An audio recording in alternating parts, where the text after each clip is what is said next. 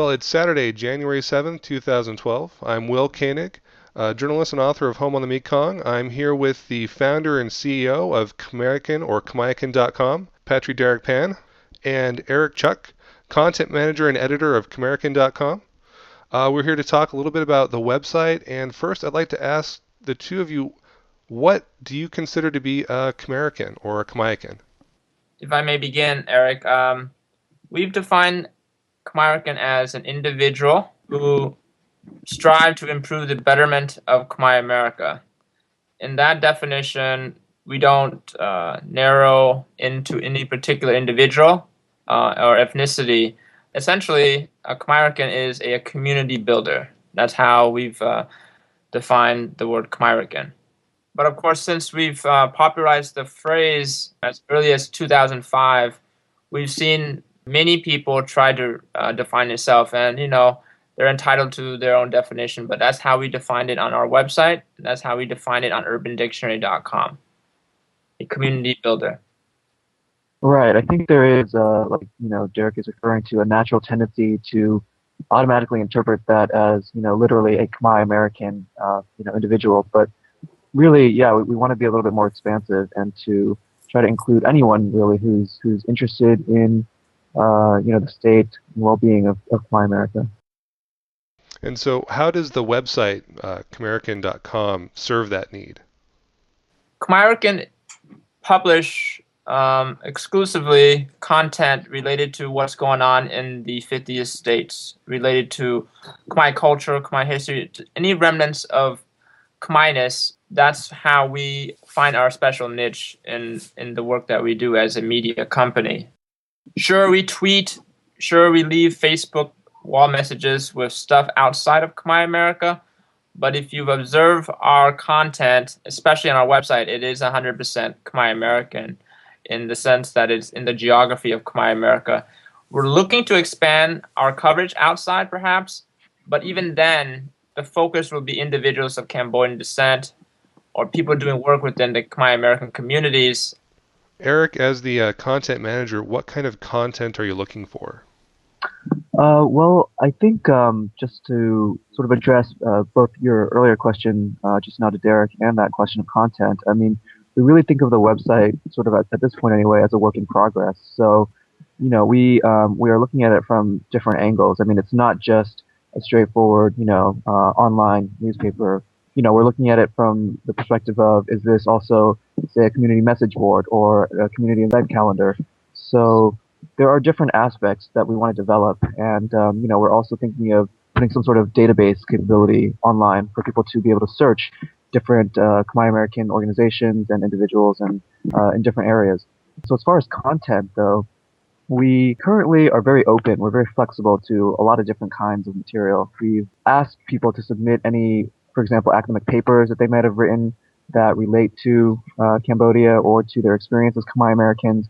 And of course, we also target, more kind of stories that really deal with, how communities all across America and Cambodians in America are accomplishing things, are building their communities, and are just really being out there and doing great things. We want to highlight different accomplishments.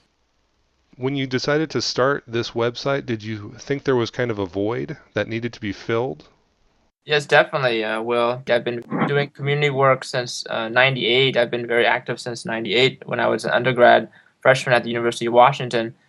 And to the present, it's been 12, 13 years now. What I've noticed in my travels and my experience working is that there's a lot of student leaders and artists and people of Cambodian descent who share the same frustration that there's nothing available for them since 2005 that brings people together interested in what's going on in the progress of the community and the people and that does work on Cambodians. I say 2005 because from 2000 to 2005, there was Khmer Connection, a very active website based in Long Beach, which I was also affiliated with. But since then, they've been dormant, and Cambodian Americans are emerging as a population, in my view, and being sort of bi-coastal and being able to travel around. We're doing our best right now to create a national conversation what's going on in the state of Khmer America. Is there something, I guess, special that Khmer Americans care about that sets them apart from the rest of America, or do you think they have the same interests? I've noticed there's been reoccurring issues that affects Southeast Asians as a whole, such as deportation, that I think the Khmerican attempts to help fill the void, the space. Seattle Cambodians and organizers are not engaging as much as I'd like to see them about this type of issue. But as one particular issue, it's just that there's no attempt to trying to create that type of medium where people who wants to know what's going on about Khmer America, that's what really we're trying to serve. Okay, Eric, do you have anything to add? Yes, I think in regards to that sort of what is it really that defines or that the Khmer American population might be particularly focused on, or what sets them apart. Yeah, I think it kind of just goes back to our kind of shared history as immigrants, and that's something that we obviously have in common with a lot of other Southeast Asian populations and communities. So that's definitely one thing, just the history of our families coming here and growing up as, I guess, first generation Americans, depending on how you want to define that, or 1.5 generation, second generation. And yeah, so there's definitely that sort of commonality there with each other. And the other focus would be just culture and a result of, again, that immigrant history, wanting to connect back to a land or a country that you feel some connection to, or you feel you should have some connection to, but you don't in your growing up in your your everyday experience. So that's definitely something that I think a lot of people, it resonates for them. Just this wanting to know more about about the past and about something that you have roots in, but that you don't necessarily understand or know. Okay. Well, you mentioned that there was a previous website, Khmer Connection, that went dormant. Do you think you've learned some lessons from that experience that will help you to make Khmerican.com more successful, more sustainable? Yes.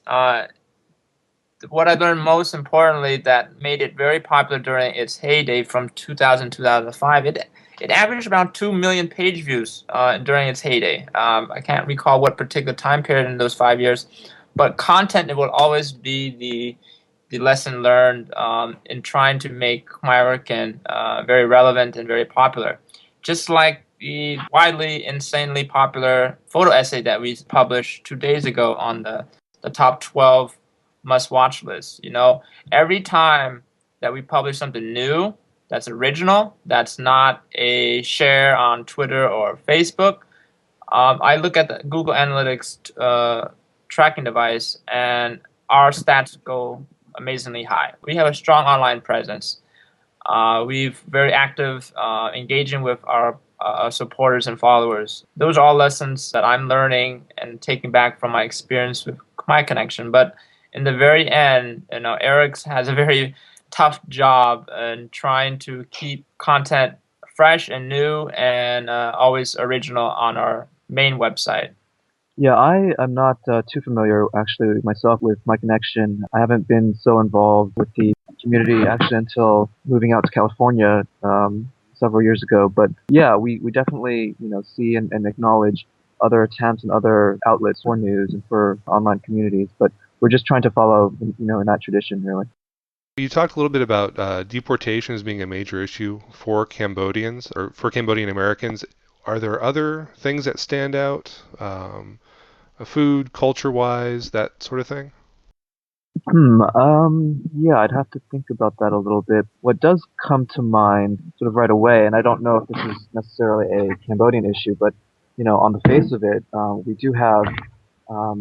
You've probably heard of Somali Mom, who is a anti-sex trafficking crusader, and so that has been one point of visibility in the media, at least anyway, lately, to have a very sort of visible sort of campaign, very active movement against sex trafficking, not only in Cambodia, of course, but she being sort of from there and based there. That's sort of one point of an issue, I should say, anyway, that has definitely come to light and may be associated more with Cambodia now, something that people have awareness about. Culturally, as far as different things that Cambodians might be known for. We also have, of course, Dengue Fever, a very popular band from LA with a Cambodian lead singer.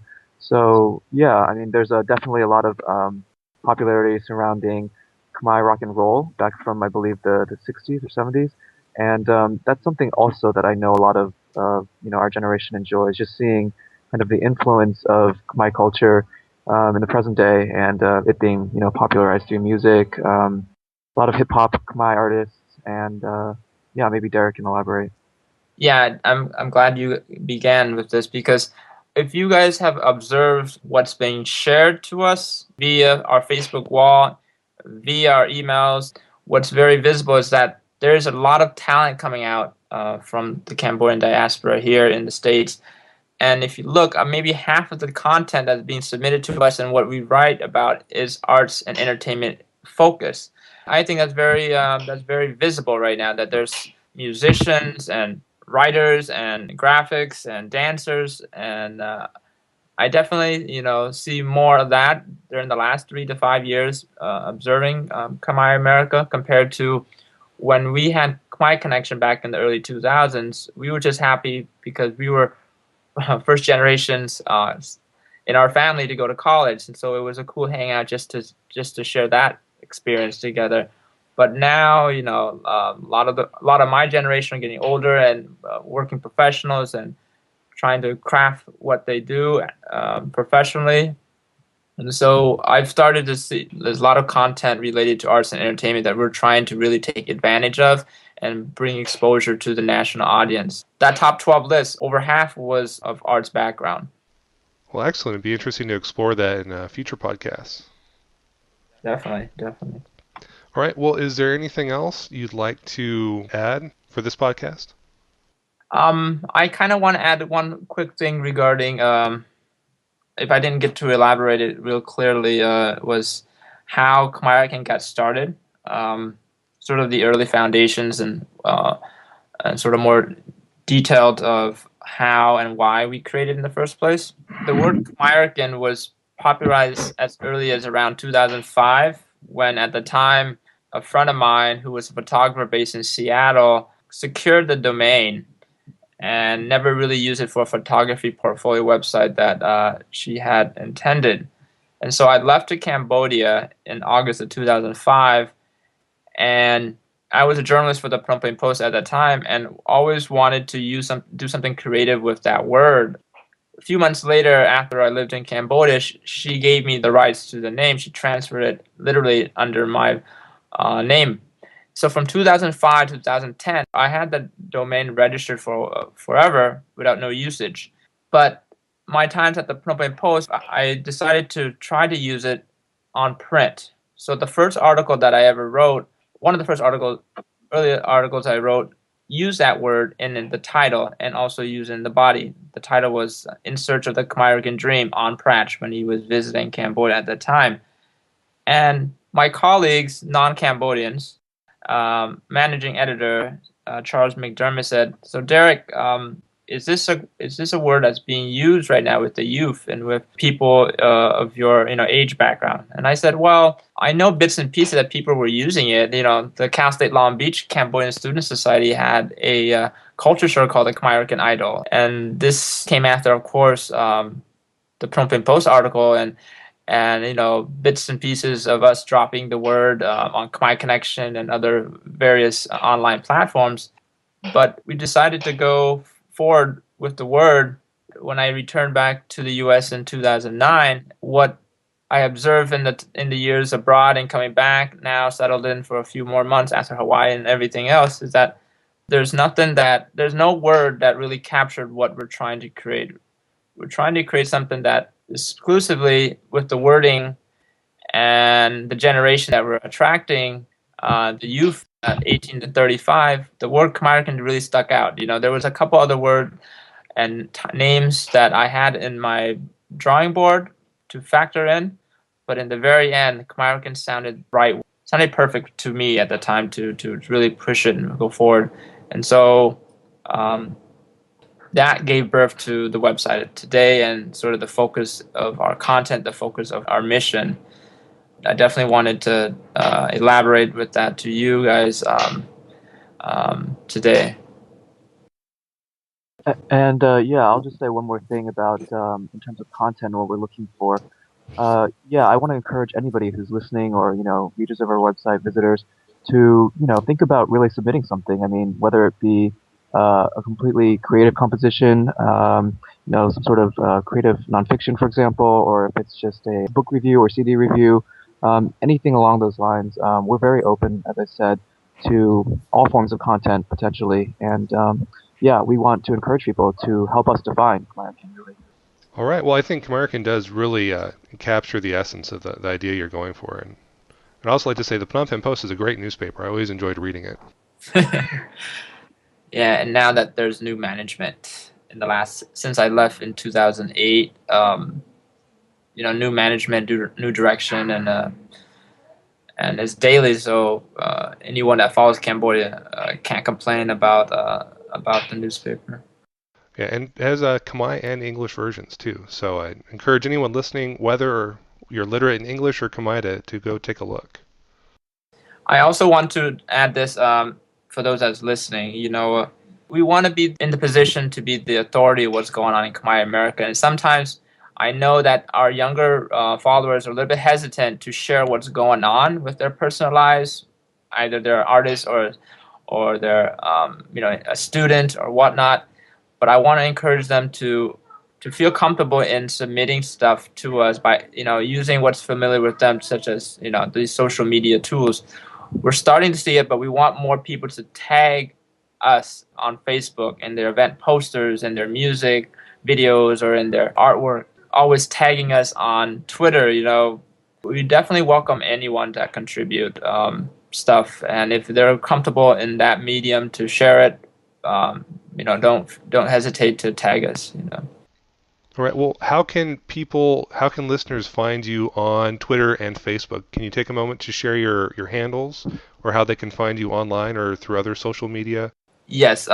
Every major social media platform, we have the same name. That is Khmerican.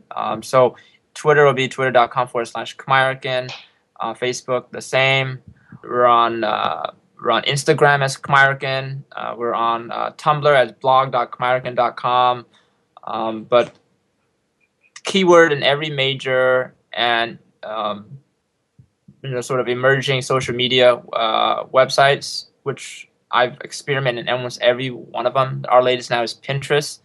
We're on everything imaginable right now, just to experiment under the keyword Khmerican. So you can find us there. All right. And if they want to follow you personally on Twitter, what's your Twitter handle? My personal Twitter account is Phatry Derek Pan. So it's twitter.com/Phatry Derek Pan.